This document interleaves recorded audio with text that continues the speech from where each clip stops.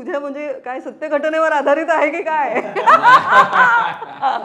मला न सांगता त्यांनी एका फिल्मचा टीजरही शूट केला होता. तो इतका अप्रतिम त्यांनी शूट केला होता की तो टीजर बघूनच मी खुश झालो की अरे काय कमाल करतोय हा मुलगा, काय सोर्सेस वापरतोय, काय टेक्नॉलॉजी वापरतोय आणि मस्त करतोय. राजकुमार हिरानी, विधू विनोद चोपडा हे आमचं स्कूलिंग आहे. तिथे तर 3-3, 4-4 वर्ष स्क्रिप्टिंगला जातात. किंवा आमचा एक ग्रुप आहे 3 इडियट्स पासून प्रत्येक एडिजचा ग्रुप होता ना. तो आमचे जे काही सिनेमे झाले 3 इडियट्स असेल, फरारी असेल, लगेरो असेल, व्हेंटिलेटर असेल, तर प्रत्येक एडीज काय ना काहीतरी अरे हे पाहिलं का, हे पाहिलं का, हे पाहिलं का. त्यामुळे सिनेमा हा बऱ्यापैकी बघत आलोय. आपली कोकणातल्या माणसांची गोष्ट, ती गोष्ट सांगूया ऑटोमॅटिकली कोकण सुंदर दिसणारच आहे. म्हणजे जेवढं तू स्वभाव गोड सांगशील तेव्हा निसर्ग पण ऑटोमॅटिकली सुंदर दिसायला लागतो. की मला असं नेहमी वाटतं की आपण 2 भाऊ सातबाऱ्यावरनं खूप भांडतो, 2 भाऊ प्रॉपर्टीवरनं खूप भांडतो, 2 भाऊ बऱ्याचशा गोष्टीवरनं खूप भांडतो. आपण बऱ्याच काही चांगल्या गोष्टी करू शकतो. नमस्कार, मी नीलिमा कुलकर्णी आणि नवशक्तीमध्ये तुम्हा सर्वांचं खूप स्वागत आहे. खरं तर सुट्ट्यांचे दिवस आपण कधीच विसरू शकत नाही. एप्रिल मे हा जो सुट्ट्यांचा काळ असतो, मग तो आपण लहानपणी आजोळी घालवलेला असेल किंवा मित्रांबरोबर असेल, खूप धुडगूस घातलेला असेल, हे सगळाच काळ जो असतो तो एप्रिल मे आपल्यासाठी खूप स्पेशल असतात.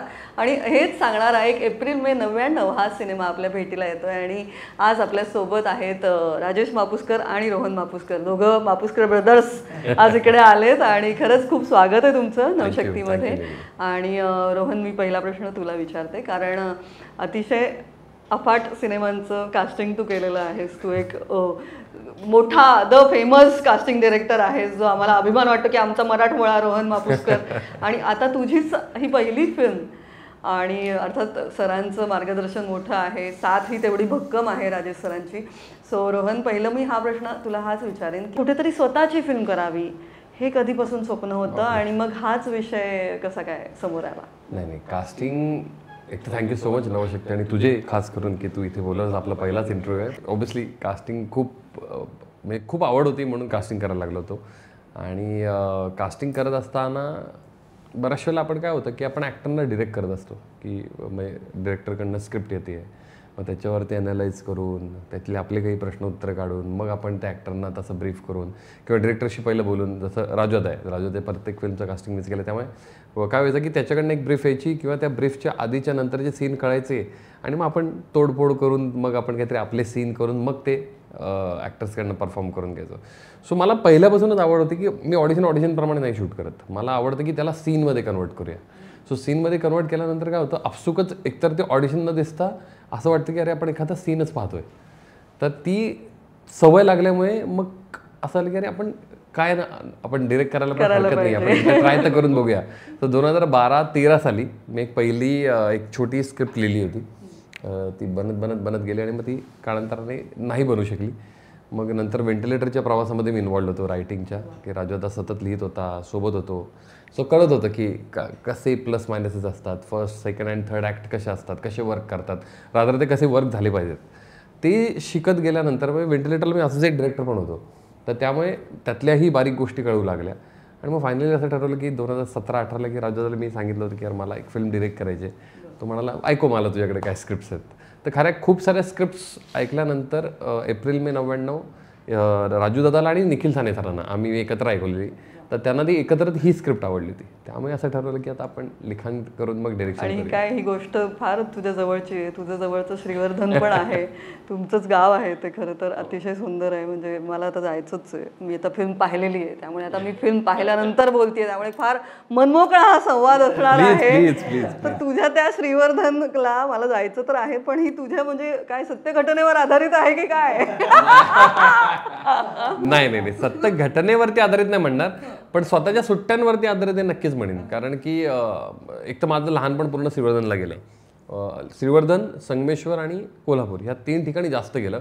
मुंबईत एक मावशी होती, त्यामुळे मुंबईत कधीतरी यायचं, पण मुंबईपेक्षा सुट्ट्या ह्या संगमेश्वर आणि कोल्हापूरमध्ये जास्त झाल्या. श्रीवर्धनमध्ये काय व्हायचं, बऱ्याच वेळेला आपण आपल्याकडे कोणतरी यायचं, आत्याची मुलगी किंवा शेजारी राहायला कोणतरी मुलगी, समोर कोणतरी मुलगी किंवा मुलगा वॉटेवर. तर मग त्यांच्यासोबतच्या सुट्ट्या किंवा आपण संगमेश्वरला गेलो तर तिथे त्यांचे एकत्र भावंड एकत्र येतात, तर त्यांच्यासोबत मिक्स होऊन केलेल्या सुट्ट्या. मामांची इथे गेल्यावरती मामांची इकडच्या सुट्ट्या. तर ह्या सगळ्यांचा अनुभव होताच. आणि मला असं वाटतं की अरे आपण एक गोड जर गोष्ट सांगत असू तर आपण म्हणजे जर पहिली फिल्म आपण काय करूया, तर जो थॉट येतो त्यावेळेस असं वाटलं की आपण एक आपलीच गोष्ट सांगण्याचा प्रयत्न करूया. आपली म्हणजे आपण बघितलेली, एकत्र घालवलेली अशी जी गोष्ट असेल ती जी गोष्ट मांडण्याचा प्रयत्न करूया. सो एप्रिल मे मी ठरवलं होतं की एप्रिल मे 99च्या सुट्ट्या, 99 नाही पण एप्रिल मेच्या सुट्ट्या आपण सांगूया, ज्या लोकांपर्यंत पोचू शकतील आणि जो काळ आता आपण 2025मध्ये बसलो आहे, तर 2025मधल्या सुट्ट्या आणि 2000 आधीच्या सुट्ट्या, त्या सुट्ट्यांमध्ये खूप दोन्ही वेगळा वास होता सिनेमा म्हणजे ह्याच्यामध्ये सुट्ट्यांमध्ये. तर बऱ्याच वेळेला काय व्हायचं बघ ना, की आपण जेव्हा गावात असतो त्यावेळेस त्या सुट्ट्या अशा असतात की तेव्हा आपल्याला उन्हाचं भान नसतं, घरी यायच्या वेळेचं भान नसतं, किंवा दिवसभर कोण कुठे काय करतंय हे घरच्यांनाही काही पडलेलं नसायचं. त्यांना माहिती आहे सुट्ट्या लागल्यात आणि ते तेवढी मुभा द्यायची.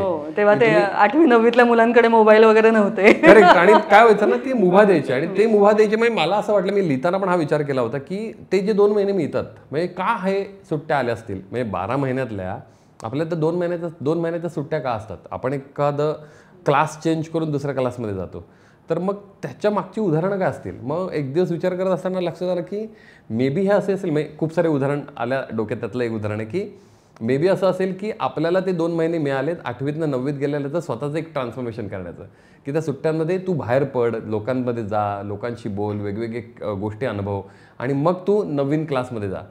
तर 99चे जे काळ होता 99च्या आधीचा, तो विचार असा केला होता की आपण हेच ट्रान्सफॉर्मेशन येणाऱ्या मेट्रो सिटीसाठी पण आपण सेम ठेवूयात का, की 99 नंतर 2000 चालू होणार होतं. सो म्हटलं की ह्या ट्रान्सफॉर्मेशनमध्ये आपण लोकांना घेऊन जाऊया. सो त्याच्या आधीच्या सुट्ट्या खास होत्या, नक्कीच खास होत्या आणि अर्थात त्यामुळे कुठेतरी आम्हालाही आमच्या सुट्ट्यांचे दिवस आठवले. राजेश सर, अर्थात रोहनसोबत म्हणजे तुम्ही त्याला काय म्हणतात हाताशी धरून आणि तो स्वतःही तेवढाच टॅलेंटेड आहे की एक एकत्र काम सुद्धा केलेलं आहे. म्हणजे तुम्ही भाऊ तर आहात पण तुम्ही एकत्र सिनेमामध्ये कामं पण केलेली आहेत. मग अगदी ते 3 इडियट्स असेल किंवा फेरारी की सवारी, व्हेंटिलेटर, सगळाच तो प्रवास आहे सुंदर. तर मग जेव्हा रोहननी त्याचं स्वप्न शेअर केलं तेव्हा एक भाऊ म्हणून पहिलं काय होतं ते की चला आला आई आपल्याबरोबर, काय? कारण ते ओघाने येणारच होतं की मला माहिती होतं एक दिवस हा येणार स्टोरी घेऊन. कारण रोहनचे 2 फेजेस होत्या. एक फेजमध्ये तो फिल्म इंडस्ट्रीचं आकर्षण म्हणून मुंबईत आला होता आणि ते आकर्षण असताना तो तेवढा प्रोसेसमध्ये एनग्रॉस नव्हता. ओके. आणि त्या विंडोमध्ये तो परत गेला गावाला आणि गावाला परत गेल्यानंतर काही कारणास्तव तो परत येऊ नाही शकला. ओके.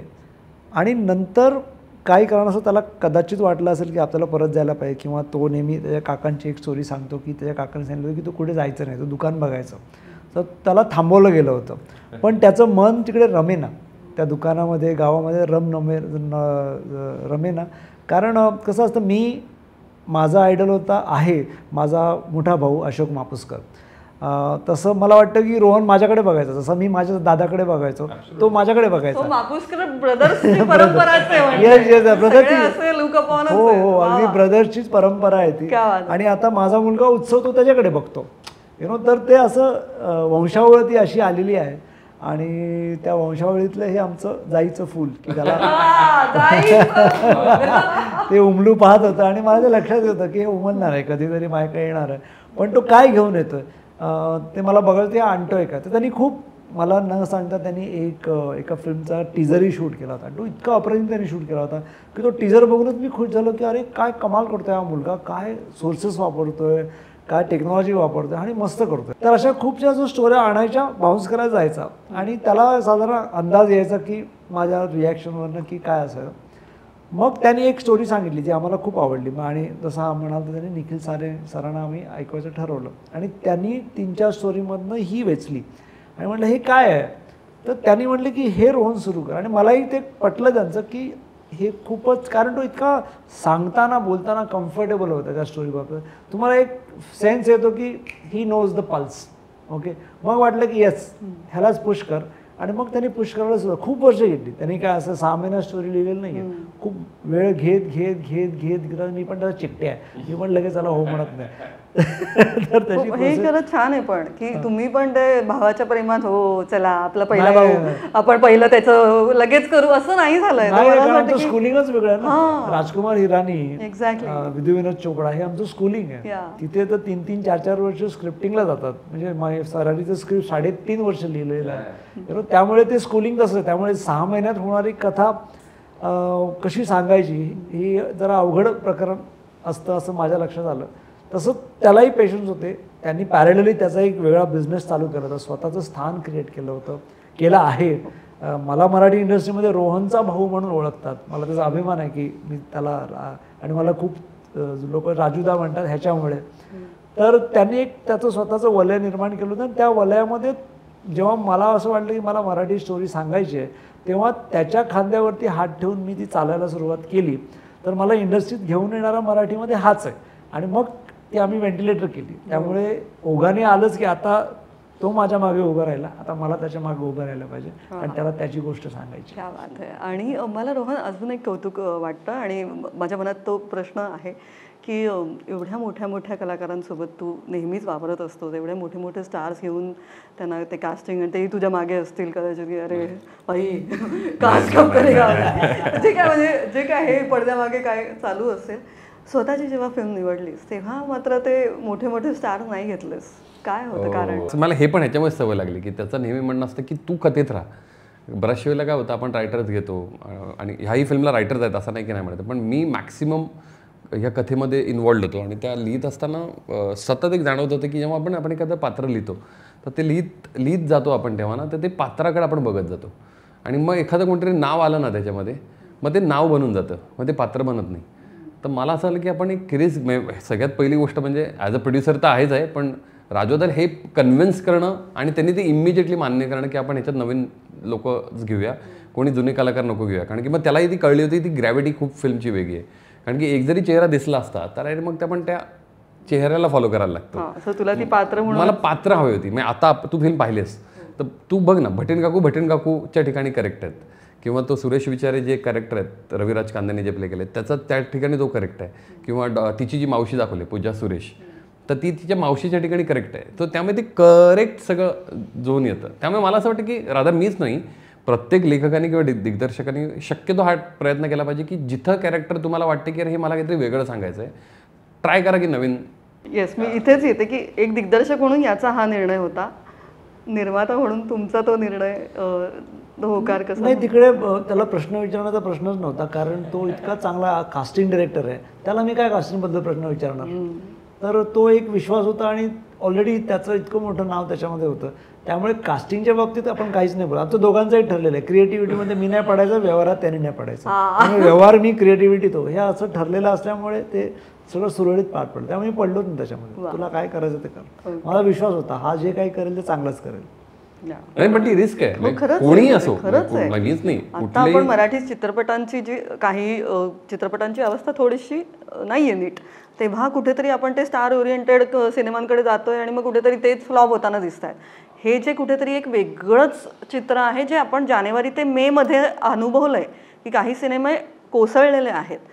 ह्याच्याकडे तुम्ही दोघं कसे बघताय आत्ता? कारण मग जेव्हा हे असं काहीतरी समोर येतं आणि मग एक सुंदर फुलच जन्माला येतं, ते मोठे स्टार न घेता, मला प्लीज दोघंही सांगा याबद्दल. ॲज अ प्रोड्युसर म्हणून मला असं वाटलं, म्हणजे एकंदरीत पुन्हा जे आमचं स्कूलिंग झालं आणि त्यावरून जेव्हा मी पहिली फिल्म म्हणजे व्हेंटिलेटर प्रियांका चोपडाबरोबर मीच प्रोड्यूस केली होती, त्यामुळे सगळं प्रोडक्शन मीच केलं होतं, आम्ही दोघांनीच केलं होतं. त्यामुळे आणि मी 15 वर्ष प्रोडक्शन केलं आहे डायरेक्टर व्हायच्या आधी, त्यामुळे प्रोडक्शन मला सगळं कम्प्लिटली माहिती आहे काय असतं. तर जेव्हा ह्याची फिल्म करायची ठरवली आणि प्रत्येक फिल्मची एक चौकट आखावी लागते की त्या चौकटीमध्येच राहायचं, त्यामुळे मी याला सांगितलं ह्या चौकटीच्या बाहेर नाही जायचं, आपल्याला ह्या चौकटीतल्या गणितामध्येच ही फिल्म बसवायची. तुला नॉन स्टारर घ्यायची आहे, तुला नवीन सगळी मुलं घ्यायची आहेत, ह्या चौकटीत राहा. त्यामुळे सतत आम्ही ती चौकट सोडून कधीही तो ना बाहेर गेला, ना माझे जे EPs आहेत ते कधी बाहेर नाही, कारण सगळ्यांना माहिती होतं त्यांनी चौकटी काय आहेत. आणि त्याचं सहकार्य सगळ्या कलाकारांनी, तंत्रज्ञांनी पण आम्हाला दिलं.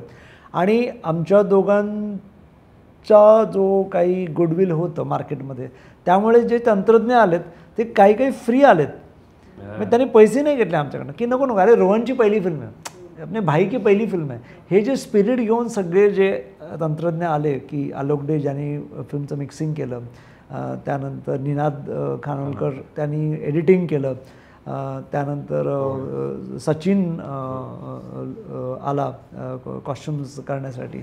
तर अशी जी सगळी लोकं जे नाव ती खूप मोठे लोक आहेत त्यांच्या सोनू क्षेत्रामध्ये. निगमचं गाणं आलं, सोनू निगमचं गाणं आलं, म्हणजे सोनू निगम स्वतः आले आणि म्हणले की ऐसे ही करता हूं, आय मीन ऐसे ही करण्यासाठी ते काही ऐसी होत नाही, त्याच्यासाठी एक काळ जावा लागतो. तो काळ आमच्या दोघांचा गेला असल्यामुळे आम्हाला शक्य झालं. त्यामुळे फिल्म त्या चौकटीत करणं, बसवणं आणि मग त्याचं व्यवस्थित वेळ घेऊन मार्केटिंग करणं. कारण मला वाटतं कुठेतरी घाई होते, घाईत स्क्रिप्ट, घाईत मेकिंग, घाईत रिलीज, ही घाई होते. तर ती घाई मला वाटतं होता कामा नये. त्याला एक वेळ दिला पाहिजे, तरच ती डाळ, तो भात, तो मोदक, तर ते व्यवस्थित तेव्हाच होतं जेव्हा तुम्ही करेक्ट त्याला तापमान देऊन ते करेक्ट शिजवतात. पण तेच म्हणजे माझा प्रश्न थोडासा याकडे जातोय अगेन, बिकॉज तुम्ही दोघांनी अनेक वर्ष हिंदी मराठी दोन्ही इंडस्ट्रीत काम खूप मोठ्या प्रमाणावर खूप वेगळ्या पद्धतीचं केलेलं आहे, की मराठी सिनेमांची सध्याची जी अवस्था आहे ज्याच्यात कुठेतरी आता रिस्क मोठी आहे, काही सिनेमे कोसळत आहेत, काही अचानक चालत आहेत, सगळंच खूप अनप्रेडिक्टेबल आहे. आणि मग त्याकडे तुम्ही कसं बघता हे मला म्हणजे माझं आता पर्सनल ओपिनियन आहे ते, मला वाटतं आपण मराठी सिनेमा मराठी करत नाही, आपण साऊथ करायला जातो, आपण हिंदी करायला जातो, आपण कोणाची तरी कॉपी करायला जातो. त्यामुळे आपल्या लोकांना भावणाऱ्या, आपण काय म्हणतो मल्याळम सिनेमा किंवा साऊथ, अरे काय एकदम हार्ट टचिंग असतात, रूटेड असतात, रूटेड स्टोरी सांगितल्या की त्या इथे घुसतातच आणि मग त्या लोकांना बघाव्याशा वाटतात. त्यामुळे मला असं वाटतं की करावं, म्हणजे त्याला ग्लॅमराईज करावं, नक्की करावं, की स्टोरीचा जीव काय ओळखला पाहिजे, की ही काय पेडेस्ट्रियल मला फिल्म ठेवायची आहे. ठीक आहे, मग ह्याचं बजेट काय असणार आहे, ह्याचं मार्केटिंग किती असणार आहे, मग ह्याचं रिटर्न्स काय आहेत, हे सगळं लक्षात ठेवा. आणि आहे म्हणजे आपल्याकडे पोटेन्शियल खूप आहेत. म्हणजे आज किती मोठ्या फिल्म तुम्हाला माहिती की ज्यांनी 100 करोड, 50 करोड, 25 करोड, 20 करोडचा धंदा केलेला आहे. त्यामुळे पोटेन्शियल आहे. आणि मागच्या वर्षीच आपल्याकडे ज्या 2 फिल्म आल्या ज्यांनी 70 करोड आणि 20 करोडचा धंदा केलेला आहे. पोटेन्शियल आहे ना, लोक यायला तयार आहेत. असं नाही की ऑडियन्स नाही, ऑडियन्स आहे. आपण प्रोडक्टच चांगलं द्यायला पाहिजे, आपण घाई नाही करायला पाहिजे. नुसतं अनुदान मिळतं किंवा आपल्याला पटकन काहीतरी रिलीज करायचं आहे म्हणून ती घाई करण्यात काही अर्थ नसतो. त्याला तेवढा वेळ द्यावा लागतो. आणि ऑल्सो मी समजू शकतो की मराठीमध्ये काय सॅलरीज असतात, किती फीज मिळते, त्यामुळे तू वर्षाला एक फिल्म नाही करू शकत, तुम्हाला 2 कराव्या लागतात, मग ती घाई होते. तर हा बॅलन्स कसा साधायचा. त्यामुळे तुम्ही खूपसे बघाल तर जे डिरेक्टर्स आहेत ते ॲक्टर डिरेक्टर्स आहेत, त्यामुळे त्यांना दोन्ही गोष्टी करून सगळं सांभाळावं लागतं तर त्याच्यामध्ये कुठेतरी एक समतोलपणा यायला पाहिजे. ओके, जो मी पुन्हा मल्याळम इंडस्ट्रीचं उदाहरण देतो की त्यांची एक टीम बनते, त्यांचा एक ग्रुप बनतो की ते सगळे हातात हात घालून येऊन एक सिनेमा बनवतात, त्यांच्या मातीतला सिनेमा बनवतात. असं कुठेतरी एक रिकॅलिब्रेशन होणं जरुरी आहे असं मला वाटतं. मला असं वाटतं की तुम्ही हे इतकं सुंदर उत्तर दिलं आहे की जे आत्ताचे नवीन डिरेक्टर तयार होत आहेत त्यांच्यासाठी हा इंटरव्ह्यू संग्रहित ठेवावा. रोहन, मला तुला हा प्रश्न विचार, आता त्यांनी हे खूप समाधानकारक उत्तर दिले त्यामुळे तोच प्रश्न तुला नाही विचारणार. मला तुला एक वेगळा प्रश्न विचारायचा आहे. फिल्म पाहिल्यानंतर मला कुठेतरी हा सिनेमा फक्त मराठी नाही वाटला, मला तो वर्ल्ड सिनेमाच्या लेवलचा वाटला. आणि अर्थात अनेक फेस्टिवल्समध्ये आपण चांगले सिनेमे जेव्हा पाहतो ते कुठेतरी त्या थिएटरमध्येच नाही राहत, त्यानंतर ते आपल्या घरी आपण घेऊन जातो आणि दुसऱ्या दिवशीसुद्धा मला आठवला तो सिनेमा, असा काहीतरी एक इम्पॅक्ट माझ्यावर आला. तर वर्ल्ड सिनेमाचाही तुझ्यावर खूप प्रभाव आहे का, काय होतं त्याच्यातनं, का तू तुझी ऑनेस्टी जपत तो सिनेमा करत? वर्ल्ड सिनेमा नाही म्हणणार मी, पण बऱ्याचशा वेळेला ना प्रत्येकजण काही ना काहीतरी सजेस्ट करत असतात की अरे हे बघ ते बघ, ते आपण म्हणतो लोकल ते ग्लोबल होणं. ते मी तेच सांगतोय की जसं राजोदानी ना मी उदाहरण जरासं पहिलं देतो. म्हणजे मी कास्टिंग करत होतो ना फरारीचं, तेव्हा मला एक रेफरन्स दिला होता त्याने. आय डोंट नो त्याला आठवतं की नाही, पण त्यांनी सांगितलं तू काम कर, ह्या फिल्मचं कास्टिंग बघ. मग मी पाहिली जागते रो नावाची फिल्म, तुला आठवत असेल ना. तर ती फिल्म पाहिल्यानंतर त्याच्यातनं ती गोष्ट कशी आहे की एका चाळीमध्ये चोर शिरतो बेसिकली. तर ती बघत असताना त्या चाळीत राहणारे वेगवेगळे चेहरे, वेगवेगळी माणसं, म्हणजे वेगळ्याच धर्माची पण आहेत. तर त्याच्यातले जे चेहरे होते ना त्याच्यातनं मला थोडं कास्टिंग मी खूप पूर्वीचं सांगतोय, तर ती मला वाटतं गोष्ट फॉलो करायला पाहिजे प्रत्येकाने, की म्हणजे आपण जेव्हा वर्ल्ड सिनेमाबद्दल बोलत असतो तर जसं आपण कास्टिंगकडे लक्ष देतो किंवा आपण एखादी गोष्ट म्हणजे वर्ल्ड सिनेमा बघत असताना आपल्याला आपण नुसते इंडियन सिनेमा नाही बघत ना, जगातले सगळे सिनेमा बघत असतो. त्यावेळेस त्यांनी माजिदींची फिल्म मला सजेस्ट केली होती. म्हणजे आमचं डिस्कशन चालू असतं की अरे ही फिल्म बघ, अरे ती फिल्म बघ. किंवा मला एक सवय आहे जी मी मला वाटतं व्हेंटिलेटरपासून व्हेंटिलेटर नाही, फरारी नंतर चालू केली होती, कारण की मला बऱ्यापैकी नॉलेज मिळालं होतं फरारीच्या दरम्यान. तर मी IMDb जेव्हा मला इंट्रोड्यूस झालं इंटरनॅशनल मूवी डेटाबेस, तर आपले पहिली डिरेक्टर मी चूज केले की कोण कोण डिरेक्टर मला आवडतात, आणि मग त्यांच्या सगळ्या सिनेमा आहेत ना मी ते बघायला सुरुवात केली होती. म्हणजे मग ते पाहणं खूप. आणि माझा एक रूल नेहमीच आहे, मी दर रात्री एक फिल्म बघतो, मी किती उशीर आलो तरी मी बघतो. म्हणजे हे मी काय एकटा बोलत नाही, कोणत्याही भाषेतल्या असू शकतो, कोणत्याही भाषेतल्या बरेचसे डिरेक्टर किंवा रायटर ॲक्टर बोलूनही गेले असतील, पण मी जेन्युअनली हे गोष्ट मी फॉलो करतो की हाफ बघीन पण रात्री एक तरी सिनेमा बघीन. कारण हल्ली जास्त कल माझा मल्याळम, साऊथ आणि ह्या सिनेमांकडे जास्त आहे. त्याची 2 कारणं आहेत. जसं राजेश सरांनी मगाशी सांगितलं की ते रूटेड आहेत, त्या मातीत राहतात, किंवा त्यांनी हे उदाहरण दिलं की आपल्या इथे जसे ॲक्टर डिरेक्टर काम करतात मग थोडंसं फोकस शिफ्ट होण्याचे चान्सेस असतात. तिथे काय होतं, कारण की मी मल्याळम 2-3 सिनेमाचं पण कास्टिंग केलं आहे, तर तिथे मी जो प्रकार बघितला तिथे पण ॲक्टर डिरेक्टर काम करतात, पण जसं राजेदादांनी सांगितलं की तिकडे टीम बनते, मग तिथे डिरेक्टर ॲक्टरच्या मध्ये घुसत नाही, किंवा ॲक्टर जर असेल तर तो डिरेक्टर जरी असेल आणि तो ॲक्टिंग करत असेल तर त्याचा असोसिएट डिरेक्टर किंवा को डिरेक्टर बाजूला बसले की तुम्ही तुमचं काम करा, या सीनमध्ये मी बघतोय. तर ते मी पाहिलंय, मी स्वतःहून पाहिलं आणि अनुभवलं. तर ते जे ऑर्गनाईज होतं ना त्याच्याने खूप जास्त फरक पडतो. आणि त्यामुळे काय होतं ना की जर आपल्याकडे मल्याळम सिनेमा बघितला जातोय तर अशा अजून कुठले सिनेमे बघितले जातात, किंवा आमचा एक ग्रुप आहे 3 Idiotsपासून प्रत्येक एडीजचा ग्रुप होता ना, तो आमचे जे काही सिनेमे झाले 3 Idiots असेल, फरारी असेल, लगरो असेल, व्हेंटिलेटर असेल, तर प्रत्येक एडीज काही ना काहीतरी अरे हे पाहिलं का, हे पाहिलं का, हे पाहिलं का. त्यामुळे सिनेमा हा बऱ्यापैकी बघत आलोय, त्याचं मे बी कारण खरं. आणि मला तेच म्हणजे मला तर साऊथमधले काही चांगले सिनेमे असतात, एक असतात जे तद्दन कमर्शियल असतात आणि एक असतात जे कुठेतरी कुंभलंगी नाईट सारखे असतात, प्रेमम सारखे असतात, कुठेतरी साई पल्लवीचं किंवा असं काही एक छान झोन असतो आणि त्याच्यात ते आपला सुंदर निसर्ग दिसतो आणि ते कास्टिंग. तर हे कुठेतरी मला नकळत ते सगळे माहीत नाही त्या शेड जाणवत गेल्या. तो प्रभाव तुझ्यावरही आहे का, किंवा ते इन्स्पायर होत गेलं का, ते नकळत आता ओघात आलं? नाही, आयडियली नाही. कारण सांगतो श्रीवर्धन तू चूज ही करणं नाही, कोकण तर सुंदरच आहे. म्हणजे आपण पालघर पासून कारवारपर्यंत कोकणच आहे. ते आत्ता नावं वेगवेगळी झालेत, कारवार असेल, गोवा असेल किंवा कोकण पट्टा असेल, आपला स्वर्गच आहे तो स्वतः पालघर पासून खरं तर कारवारपर्यंत कोकणच आहे, रादर मँगलोरपर्यंत. पण तिथं कुठेही कॅमेरा ठेवला तिथे सुंदरच दिसतं. गोष्ट मला गावातली सांगायची होती, त्यामुळे ते गाव चूज करताना कोकणच होतं, कारण की मला कोकणातून सुरुवात करायची होती.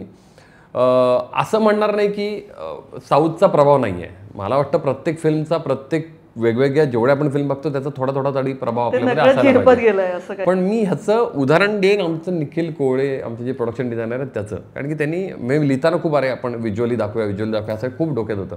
पण निखिल मला सतत सांगायचा की व्हिज्युअल आपण ठेवूयात, ते दिसेलच. आपण जे तू सांगण्याचा प्रयत्न करतोयस की आपली कोकणातल्या माणसांची गोष्ट, ती गोष्ट सांगूया, ऑटोमॅटिकली कोकण सुंदर दिसणारच आहे. म्हणजे जेवढं तू स्वभाव गोड सांगशील तेव्हा निसर्ग पण ऑटोमॅटिकली सुंदर दिसायला लागतो.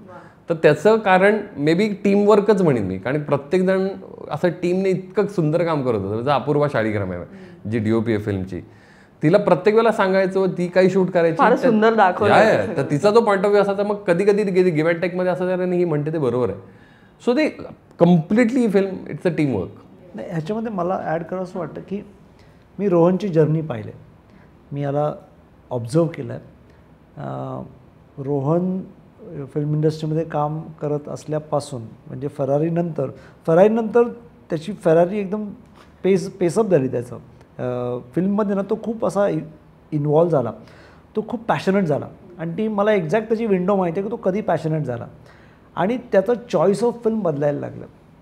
तो वर्ल्ड सिनेमा बघायला लागला, तो साऊथ इंडियन सिनेमा बघायला लागला, म्हणजे आणि इतर सिनेमा इराणियन सिनेमा बघायला लागला. मग तो स्टोरी सोडून DOPsबद्दल बोलायला लागला, डिरेक्टर्सबद्दल बोलायला लागला. आणि मला तेव्हा मला असं दिसत होतं की हे आमचं बाळू मोठं होतं आहे,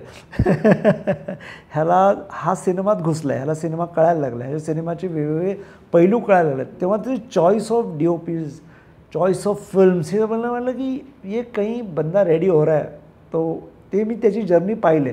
त्यामुळे त्यांनी आता जे सगळं केलं आहे ते नकळत त्याचं सगळं त्यांनीच स्वतःचं एक फिल्म स्कूल असं आत्मसात केलं आहे. फिल्म पाहून त्याची सवय तो आता म्हणतो आहे, तो खूप पाहतो आणि मला रेकमेंड करत असतो, ही बघ राजू, ती बघ, ती बघ, ती बघ.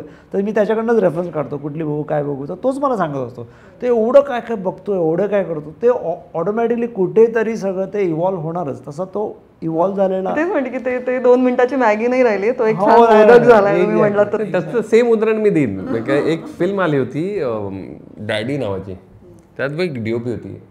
ॲक्च्युली ते 3 पार्टमध्ये DOPने शूट केले. त्यातली स्पेसिफिक काही सिक्वेन्सेस आहेत जे मला वाटतं फ्रेंच का ती कुठली मला माहीत नाही, आठवत नाही, पण ती आहे जी कुठल्या देशातली आहे, जेसिका गॅगने नावाची DOP आहे.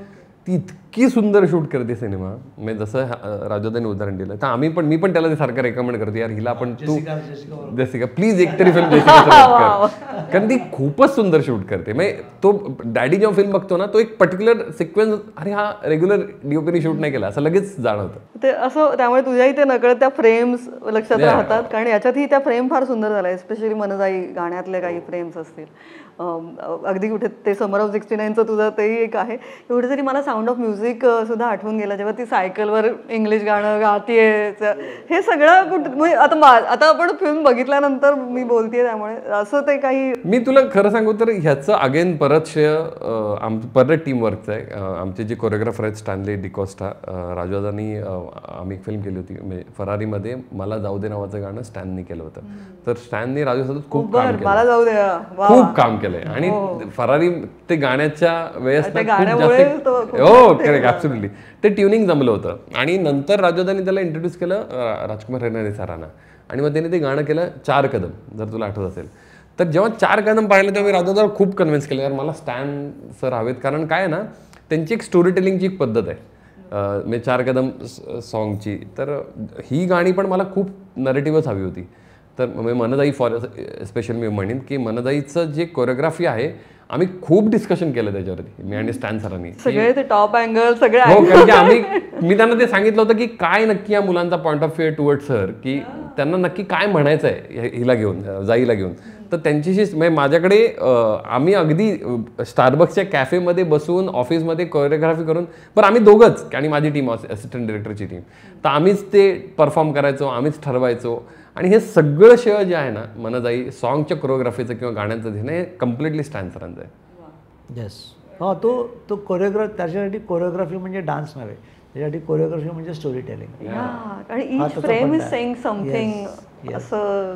सगळं तुम्हाला काही मला आता फक्त ऐकायचंय, मला असं प्रश्न उत्तर करण्यापेक्षा आपण बोलूया. त्याचं कारण सांगतच राहा. May be me miss out केलं, राजवादाला पण आठवेल, तो ना त्याचं choreography wise story telling wise जे काय आहे ते सेटवरती आहेच आहे. पण जेव्हा तो गोष्ट ऐकतो ना स्टॅनली सर, तर त्यावेळेस ते ना पहिले स्वतः एक रेफरन्स व्हिडिओ बनवतात की मला हे गाणं कसं दिसतंय. मग इकडचे तिकडचे व्हिडिओ काढून ते पहिले रेफर करतात की अरे मला असं दिसतंय. मग त्यात मग डिरेक्टरचा पॉईंट ऑफ व्ह्यू की आपण ह्याच्यात अजून काय बेस्ट आणू शकतो, आणि देन ते कोरिओग्राफ करायला सुरुवात करतात. हां, कारण मला वाटतं ओव्हरऑल रोहननी जेव्हा हा सगळा क्रू सिलेक्ट केला, तर मला वाटतं ह्याची जी ओव्हरऑल मेथड होती की आपण जसा एका भिंतीवरती बॉल टाकून तो कसा बाउन्स येतो आहे त्याच्यावरती डिसाईड करतो की इथे मला खेळायचं की नाही. तसा प्रत्येक टेक्निशियन, म्हणजे इव्हन अपूर्व शाळीग्राम, जेव्हा आम्ही तिचं काम पाहिलं, आणि रोहनला स्पेसिफिकली वुमन DOP बरोबर काम करायचं होतं स्पेसिफिकली, कारण मलाही ते वाटतं, कारण मी व्हेंटिलेटर्स वुमन DOP बरोबरच काम केलं. कारण मला असं वाटतं की तिथे एक पर्स्पेक्टिव्ह मिळतं, वुमन DOPचा एक पर्स्पेक्टिव्ह मिळतो, आणि तुमची एक क्रिएटिव्ह पार्टनर एक फिमेल असते. ओके, आणि त्यातून ते एक एनर्जी निर्माण होते ना, ते मला वाटतं खूप सुंदर असतं. त्यामुळे I am not against male DOP, असं काही नाही आहे, पण एक वेगळं समीकरण तयार होतं, एक वेगळी एक डिसिप्लिन असतो.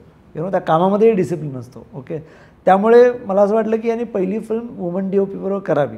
तर आमचं सिलेक्शन चालू होतं, आणि त्याला म्हटलं की तिला घेऊन जाते, आता तिचं काम नको बघू, कारण प्रत्येकजण आपण काम करत असतो, आपल्याला कोणीतरी सांगितलेलं असतं की हे मला असं पाहिजे. त्यामुळे आपण त्याला जज नाही करू शकत की हे तिचं खरं काम आहे का, तिने जीव टाकला आहे का. म्हटलं असं रोन नको करूया आपण, तिला घेऊन जा, श्रीवर्धनला घेऊन जा, तिला फिरू दे, तिला फ्रेम कॅप्चर करायला सांग, तिला मुक्त कर. जसा तो जाईमध्ये पतंग सोडलायस ना, तसा तिला सोड, बघू दे ती काय करते. आणि ती गेली, लेन्स तिने सिलेक्ट केला, कॅमेरा तिने सिलेक्ट केला, ते दोघं गेले. रोहननी फक्त तिला गाव दाखवला, तिने फ्रेम कॅप्चर करायला सुरुवात केल्या. तिकडची 2-3 मुलं घेतली, त्यांना असं रँडमली पळवायला, झोपायला, मस्ती करायला लावलं. त्या सगळ्या फ्रेम्स ह्या दोघांनी मिळून कॅप्चर केल्या. त्यांनी रोहननी ते मग एडिट केलं, त्याचं कलर करेक्शन केलं आणि ते मला दाखवलं. मग त्याच्यामध्ये कुठेतरी या दोघांचं फ्रीडम मला दिसलं की या दोघांना कुठेतरी तिला ह्याचा विषय कळायला लागलाय. हा अंदाज आम्हाला दोघांना आला की तिला कळतंय की ह्याला काय म्हणायचं. कारण ती एक केमिस्ट्रीच आहे ना, डिरेक्टर आणि योगीची केमिस्ट्री जुळली पाहिजे तर काहीतरी. मग ह्यालाही कळायला, कदाचित कळायला लागलं असेल की अरे, कारण कधी कधी काय असतं ते DOPs का असतात, कारण त्यांची कुठेतरी एक दृष्टी असते, कुठेतरी एक विजन असतं. आणि ते ह्या रूममध्ये की काय चांगलं दिसेल, हे आता हे दोघं आहेत, ह्या दोघांना आपल्यापेक्षा जास्त कळत असेल, आपले कॅमेरामॅन आहेत त्यांना, की व्हिज्युअली काय चांगलं दिसेल. आपल्याला स्टोरी टेलिंग कळत असेल, आपल्याला नरेटिव्ह कळत असेल, त्यांना व्हिज्युअल्स कळत असतील. तर तो एक घेवाणदेवाण असते ना. जसं आमचे बॅकग्राऊंड म्युझिक जो केलं आहे तो जेरी विन्सेंट म्हणून आहे, तो चेन्नईला आहे. तर कम्प्लीट ह्या फिल्मचं बॅकग्राऊंड म्युझिक चेन्नईला झालं. तो फक्त 1 दिवस इथे आला होता, कारण आम्हाला परत काय पाहिजे होतं की कोणीतरी रेग्युलर रुटीन म्युझिक करायला नको. नथिंग रॉंग, आपण जेव्हा एखादा फॉरेन DOP आणतो, जेव्हा आपण क्रू मेंबर आणतो, तो एका वेगळ्या नजरेने बघतो त्याच्याकडे. त्यामुळे ह्या स्टोरीकडे जेरी जो चेन्नईमध्ये राहतो, ओके, त्याला थोडंसं, तो पॉंडिचेरीज आहे, पुन्हा त्याला तिकडचं कल्चर माहिती आहे, पण तो ह्या कोकणातल्या स्टोरीकडे कसा बघतो, काय इन्स्ट्रुमेंटेशन वापरेल, तो एखाद्या इमोशनला कसा डील करतो, त्याच्यासाठी काय इमोशन आहे, त्यामुळे एक वेगळं पर्स्पेक्टिव्ह मिळतो. आणि तो ह्याच्यामध्ये मिळत गेला आणि आपलं पण डोळे असे उघडत जातात, अरे मस्त आहे रे, छान आहे. तर असे इवन आमचे जे फायनल मिक्सिंग जे केलं, आलोक डे म्हणजे नॅशनल अवॉर्ड विनर आहेत आणि माझ्याबरोबर त्यांनी व्हेंटिलेटर केलं आणि फरारी की सवारी पण त्यांनीच केलं, मिक्सिंग केलं. हो, मिक्सिंग त्यांनीच केलं. तर त्यांचा एक जो मिक्सिंगचा कान आहे, मग ते काय करतात, रोहनला म्हटलं, रोहन तू फक्त म्युझिक भर, ते मायनस करायचं काम आलोकदा करतील. ओके, तर ते त्यांची जी कला आहे मायनस करायची, तीच कमाल आहे. की काय नसावं हे ठरवणारं जी त्यांचं एक इन्स्टिंक्ट आहे ना, ते कमालीचं आहे. ते तुम्हाला दिसेल की त्यांनी ज्याप्रमाणे, म्हणजे आता टायटल सिक्वेन्सला तुम्ही बघितलं की थँक्स सगळ्यांना दिलेत, तिकडे म्युझिक आहे. पण त्यानंतर जेव्हा फिल्म चालू होते तिकडे म्युझिक नाही आहे. तर ओरिजिनली तिथे म्युझिक होतं, आलोकदाने तिकडून उचलून ते थँक्सला टाकलं की इथे म्युझिक पाहिजे, पुढे मला म्युझिक नको, इथे मला कोकणाचा फक्त आंबियन्स, फक्त कोकिळा, फक्त पक्षी, फक्त नारळाची झाडं, फक्त समुद्राचं एवढंच पाहिजे, बाकी काय नको. काय काय ठिकाणी मोह भारी असतं. आणि त्यांच्यासारखा सिनियर टेक्निशियनच्या वर आमचा विश्वास आहे आणि त्यांची पॉवर आहे. त्याला आणि मला सांगा, तुम्ही गप्प बसा, दिस इज राईट. आणि आमचा विश्वास आहे, what Alokda said is perfect thing. Same thing Nikhil Kowale किंवा सेम थिंग सचिन लवलेकर, ही जी मंडळी आहेत ना, ते कसं त्यांच्याकडनं बॉल कसा रिबाउंड होतो आहे, ओके, आणि ते काय सेन्स करतात. तर तो वेळ लागतो ना, ते काय एका महिन्यात होत नाही. त्याच्यासाठी रोहननी पण टाईम स्पेंड केल्यानंतर त्याला कळायला लागलं, त्यांना आत्मसात झाली, त्यांना रोहनची स्टोरी कळायला लागली. तर मला वाटतं ही जी प्रोसेस आहे ना, ती इतकी एन्जॉयबल आहे, त्यामुळे खूप मजा येते. त्यामुळे असं वाटतं की आपण करेक्ट प्रोफेशनमध्ये आहोत यार, फिल्म मेकिंग, आपलं दुसरं काही नाही करता करायला पाहिजे. पण आलोकदादांचं मी एक्सटेन्शन देईन की आलोकदादा जरी सिनियर असले आणि जेव्हा असं वाटलं की अरे नाही आलोकदादा, आपण हे आता सिनियर माणसाला सांगणार कसं की आलोकदादा मला हवं आहे हो इथे, पण त्यांचं ते खूप इंटरेस्टिंग आणि घेण्यासारखं आहे. त्यांना ना नवीन मुलांचा पॉईंट ऑफ व्ह्यू पण आवडतो. मी हे बोल रहे तो इसका कुछ तो सेन्स आहे. मग ते 4 वेळा विचार करतील, थांब मला असं वाटतंय. म्हणजे एक आपल्या फिल्ममधलं एक सिच्युएशन आहे जिकडे ते चौघं बीचवरनं चालतात, तुला आठवतंय तो सीन. तर तिथे एक गाणं होतं, ते गाणं, हां, तर ते गाणं मी नंतर आऊट केलं आणि नवीन गाणं आणलं. तर मी ते एडिट मिक्सिंग करत असताना पहिले ना दादाने इन्व्हॉल्व नाही केलं, मी त्यांच्या असिस्टंटकडनं करून घेतलं. आणि ते करत असताना दादा म्हणाले की क्या करते तुम दोनों. म्हणजे दादा एक आयडिया आले, अच्छा सुना. तर त्यांनी ऐकल्यानंतर मला आनंद याचा झाला. ते गाणं राहिलं बाजूला, ते म्हणाले इसका और बेटर करते, आणि ते स्वतः मशीनवर बसले. सो ते पण आहे, म्हणजे दादांची ही पण साईड आहे. आणि आता अर्थात तसं आपण बोलतच राहू, पण थोडासा वेळेचा हे आहे. मला जाता जाता अर्थातच प्रश्न शेवटचा हाच आहे की या 3 मुलं जे अतिशय गुणी काम केलं आणि साजिरी, या चौघांनी अतिशय छान काम तू करून घेतलंस त्यांच्याकडनं. तेच थोडंसं त्याबद्दल थोडंसं सांग. नाही, ॲक्च्युली हे चौघंही मी कास्टिंग करत असल्यानं कारणामुळे मला प्रत्येक वेगवेगळ्या प्रोजेक्टला मिळालेत. म्हणजे प्रत्येक वेगवेगळ्या फिल्म्सवरती हे लोक मला मिळालेत. आर्यन एका फिल्मला मिळाला, श्रेयश एका फिल्मला मिळाला, साजरी एका फिल्मच्या संदर्भात मिळाली होती. तर कुठेतरी एक आपलंही लक्ष असतं की अरे आपण एखादं काहीतरी करू तर ह्यांच्यापैकी एकतरी कोणतरी चूज करूया. तो सगळेजण तसे विचारत होते, पण मग त्यांचे ऑडिशन्स आणि मी त्यांना ना शेवटपर्यंत म्हणजे अगदी सायनिंग मिळेपर्यंत सांगितलं होतं की तुम्ही लॉक आहात हे डोक्यात ठेवू नका. कारण की दिलं होतं का? अच्छा नाही दिलं होतं सायनिंग दिलं होतं. आणि सायनिंग देत असतानाही त्यांना मी सांगितलं होतं तुम्ही कॉन्ट्रॅक्टवरती साईन करताय, पण हे लक्षात घ्या मी इतका विचित्र माणूस आहे. अरे तुझ्याबरोबर काम करतात ते, त्यांना सायनिंग नकोच असेल. नाही तसं नाही, आम्ही येतो नाही प्रोसेस सगळ्या फॉलो केल्या. कारण सगळ्यांना सायनिंग, सगळ्यांना प्रोसिजर फॉलो केली. हा तुमचा व्यावहारिक हे आहे. मी म्हणते की नाही ती प्रोसेस व्यवहारातही नव्हे, जी प्रोसेस फिल्म मेकिंगला हवी असते की त्यांना मिळणं, त्यांना पहिले मी जरा कुठेतरी रोहन मापुसकर कास्टिंग डिरेक्टर जेव्हा डिरेक्शन करतात तेव्हा असं म्हणते की कोणाला ऑफरच मिळाली तर हो मी येतो पैसे पण देऊ नको. एक्झॅक्टली हे मान्य आहे मला आणि आय रिस्पेक्ट एव्हरी ॲक्टर की त्यांचा हा विचार येतो.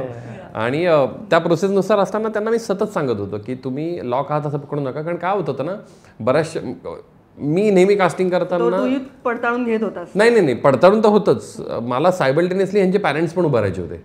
तर एक जरी पॅरेंट्स बदलला तरी माझा मुलगा बदलणार आहे. हे माझं आत्ता ह्या फिल्मला नाही, माझ्या प्रत्येक फिल्मचा हा प्रॉब्लेम आहे की मला ते खूप जास्त पिन पॉईंट लागतात की अरे हे वडील आई मुलगा दिसले पाहिजेत. तर मी जाताना हेच विचार की आता ही फिल्म तर सुंदर आहेच आहे आणि ही अत्यंत भरभरून चालू दे याच्यासाठी तर खूप मनापासून शुभेच्छा आहेतच. यानंतर पुढची फिल्म काही पाईपलाईनमध्ये आहे, विषय आहे का वेळ आहे अजून काय? नाही पाईपलाईन्स मध्ये तर आहेत, पण ते त्याला करेक्ट वे आल्यावरती. पण तयारी सुरू झाली आहे का नाही अजून? हो. आणि तुम्ही एकत्रच असणारच पुन्हा की? अरे ओके. घर की खेती. आशीर्वाद आहेत. नाही आशीर्वाद सोबत ती काम करण्याची इथपर्यंत आणायचं काम करायची जबाबदारी माझी होती. ह्याच्या पुढे काय करायचं त्याने ठरवायचं. पण हे कसं असतं सर, म्हणजे आता फार म्हणजे ते कसं असतं ना की ते ज्वेलर्स असतात, त्यांचे फॅमिली बिझनेस असतात. हे सिनेमात फॅमिली म्हणजे होतात पण फार कमी वेळा त्या खूप अशा छान वर्क होतात. तर तुम्हाला ते कसं असतं की ते म्हणजे आता मापुसकर ब्रदर्ससाठी विचारलेला मी हा प्रश्न आहे की हा कोलॅबोरेटिव्ह काम करताना काय ते भाऊ आहे म्हणून ते कुठेतरी प्रायोरिटी न घेणं, आणि का ते स्कूलच आधीपासून तसं आहे की एकत्र काम करताना खूप ते सहज होऊन जातं? काय होतं? नाही, हा डेलिब्रेट अटेम्प्ट आहे, खूप डेलिब्रेट अटेम्प्ट आहे की मला असं नाही वाटतं की आपण दोन भाऊ सातबाऱ्यावरनं खूप भांडतो, दोन भाऊ प्रॉपर्टीवरनं खूप भांडतो, दोन भाऊ बऱ्याचशा गोष्टीवरनं खूप भांडतो. आपण बऱ्याच काही चांगल्या गोष्टी करू शकतो आणि सगळ्यांच्या घरात असतात तशी आमच्या घरातही तशी भांडणं आहेत भाऊबंदकीवरून वगैरे. तर मला वाटतं कुठेतरी मी आणि रोहन या त्या सगळ्यांपासून तटस्थ असतो आणि आम्हाला म्हणजे जसं असतं की आपण बोलून काही करू शकत नाही, आपण काहीतरी करून दाखवू शकतो आणि कदाचित त्याच्यामुळे काही बदल घडू शकतात. तर त्यामुळे मला डेलिब्रेटली आणि खूप इंटेन्शनली असं वाटलं की आपण दोघं हातात हात धरून एक चांगली कलाकृती निर्माण करूया आणि आपण दोघं भाऊ म्हणून न भांडता न एकमेकांच्या मध्ये येता एक काहीतरी चांगलं करू शकतो. त्याचं हे प्रॉडक्ट आहे एप्रिल मे 99. आणि म्हणून तुम्ही व्हेंटिलेटर केलं. येस, हाच माणूस करू शकतो व्हेंटिलेटर. नाही खरंच आहे, कारण मला असं वाटतं मी प्रत्येक गोष्ट काहीतरी माझ्याच फॅमिलीला सांगण्यासाठी करत असतो. फेरारी की सवारी पण त्याच्यासाठीच केली, व्हेंटिलेटर पण त्याच्यासाठीच केली, आता ही पण त्याच्यासाठीच केली आणि पुढचीही करणार ती पण त्याच्यासाठीच करणार. आणि गंमत म्हणजे काय ना, तू जसं म्हणालीस ना की भाऊबंदकी, तो भाऊबंदकी हा आहेच आहे, तो मुद्दा नाही. पण बऱ्याच वेळेला काय होतं फिल्म मेकर्स म्हणून एकत्र राहणं कधी पॉसिबल होतं जेव्हा आपली ती नाळ जुळते. कारण की पॉईंट ऑफ व्ह्यू जर सेम असेल, म्हणजे उद्या राजवादाला पण माहिती असतं की माझ्या डोक्यात काय चाललंय, मे बी त्या सिच्युएशनला तो बोलणार नाही, पण त्याला माहिती असतं की नक्की ह्याला म्हणायचं काय. कधी कधी मलाही त्याच्या गोष्टी कळतात की ह्याला म्हणायचं काय. तर ती जर गोष्ट कंटिन्यू राहिली ना तर मे बी मराठी सिनेमा सृष्टी बदलण्याला जास्त फायदा होईल, मला असं वाटतं. वा, मला असं वाटतं की खरंच हे हा इंटरव्ह्यू संग्रहित ठेवूया आपण. हे आदर्श उदाहरण आहे कोणत्याही भावानी घ्यावं असं, कोणत्याही नवीन अपकमिंग डिरेक्टर, रायटर, प्रोड्युसरनी घ्यावं असं. सो खरंच खूप खूप सुंदर हे सगळं तुम्ही सांगितलं आणि मला असं वाटतं इथे थांबलं पाहिजे. वेळ खूप कमी आहे.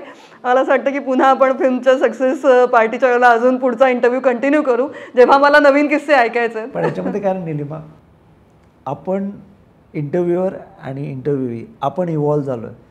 आपण खूप वर्ष एकत्र काम करतो. तुला एक्झॅक्टली माहिती आहे प्रश्न काय विचारायचा, तुला एक्झॅक्टली माहिती आहे आमची बॅकग्राऊंड काय आहे, कसं आहे, तेव्हाच तो इंटरव्ह्यू रंगतो. तर ह्याचं श्रेय तुलाही सहज संवादच. Thank you so much. व्हेरी खूप थँक्यू. पण मला असं वाटतं की हा सहज संवाद आहे आणि मी इंटरव्ह्यूकडे संवाद म्हणूनच बघते आणि म्हणूनच, आणि समोर असे असतील तर तो संवाद फार कमाल रंगतो त्या फिल्म सारखाच. तर आता मी फक्त एक सांगेन, हा इंटरव्ह्यू तू आफ्टर रिलीज करणार आहेस, संवाद आफ्टर रिलीज करणार आहेस, तर मला असं वाटतं की प्लीज तुझ्या ह्या नवशक्तीच्या इंटरव्ह्यू मार्फत मी लोकांना आवाहन करू इच्छितो, ज्याला कोणाला हा सिनेमा आवडेल प्लीज त्यांनी तुमच्या प्रतिक्रिया तुमच्या प्रत्येक सोशल मीडियावरती लिहा, व्हॉट्सॲपवरती लिहा आणि तुमच्या प्रतिक्रिया आमच्यापर्यंत पोहोचवण्यासाठी मदत करा. तर आम्हाला खूप आवडेल, कारण सिनेमा बनतोच त्याच्यासाठी आणि तुमच्या प्रेमापोटी, आणि तुमच्याकडनं मिळालेली दाद ही नेहमी विश्वासाची अशी आणि चांगली असते. त्यामुळे प्लीज तुमच्या प्रतिक्रिया आमच्यापर्यंत पोहोचू द्या. सोशल मीडिया थ्रू असतील, पर्सनल असतील, तर प्लीज एप्रिल मे 99 तुम्ही थिएटरमध्ये जाऊन बघा 23 मे पासून. थँक्यू. त्यांनी मलाही थांबवलं होतं 23 मे नंतर सगळं लिहित. आता माझंही असं इथे आलं होतं, ते आता सगळं मी लिहिते सोशल मीडियावर. आणि प्लीज जास्तीत जास्त लोकांनी हा सिनेमा बघा, कारण अप्रतिम सिनेमा ठरला आहे. खूप मनापासून शुभेच्छा. Thank you so much. आणि खूप खूप भरभरून शुभेच्छा पुढच्या सगळ्या सफरीसाठी सुद्धा. Thank you so much. भेटू परत. नक्की भेटू.